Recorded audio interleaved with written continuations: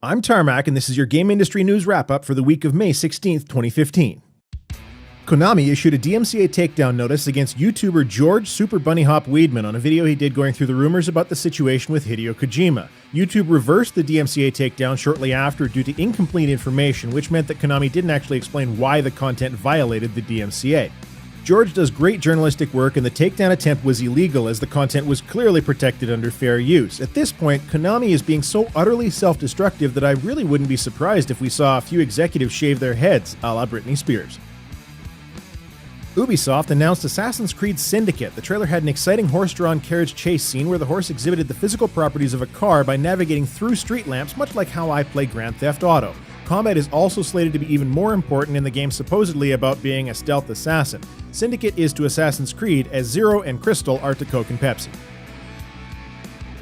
Guillermo del Toro is rumored to have been hired by Bethesda to create a trailer for Fallout 4. As much as I think it's great to have skilled people working on these things, I'm not sure what the fascination is in the game industry with trying to add credibility from TV and movie celebrities. That said, del Toro clearly has the time available since his other game project, Silent Hills, has been scrapped.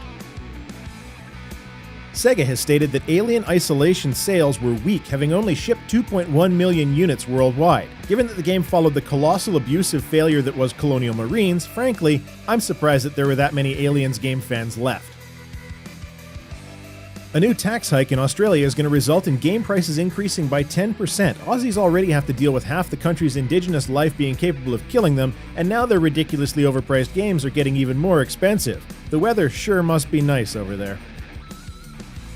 From the drama about the unfortunately obvious downgrade of The Witcher 3 from the past trailers and gameplay footage, you would think that the game might do poorly with such linkages being made to Aliens, Colonial Marines, and Watch Dogs. However, despite this apparent downgrade, reviews are coming in at a staggering rate with extremely high scores. I have to admit, I was a bit disappointed myself, having recently picked up some shiny new GTX 970s. I have to wonder, though, if this is the kind of downgrade we're already seeing from the new console generation, what will it be like in another 5 years after PCs have continued to improve?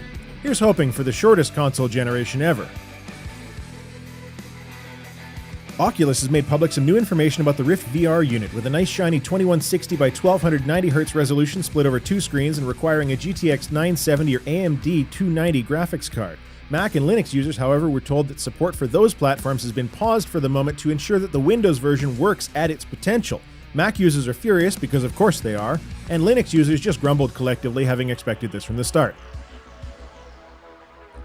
Blizzard Entertainment has removed a significant number of World of Warcraft players with a ban for the use of the popular Honor Buddy bot. The bot basically runs around PvP arenas, not fighting with players, but ensuring that the toon remains active and gaining proximity honor points. The ban for these accounts will last for 6 months. It seems to me that if you're to the point where you don't really enjoy the game enough and install a bot so that your computer plays the game for you, maybe it's time for a new game.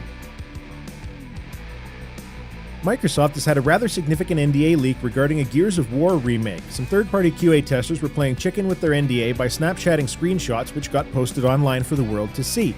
Originally, VMC, the contracting company, claimed that the Xbox One consoles these testers used were being bricked by Microsoft, meaning they couldn't be used at all for any purpose. Microsoft refuted that statement by claiming that the testers merely lost Xbox Live access. However, amid the opportunity to gain some community credibility, they didn't ever state that they don't actually have the capability of bricking consoles in the first place. The really confusing thing about the whole story was the deluge of comments supporting the idea of Microsoft bricking consoles for this kind of breach. It's hard for me to understand the mindset of being happy that Microsoft may have the power to turn your Xbox One into an expensive paperweight remotely, considering the outcry back during the initial reveal.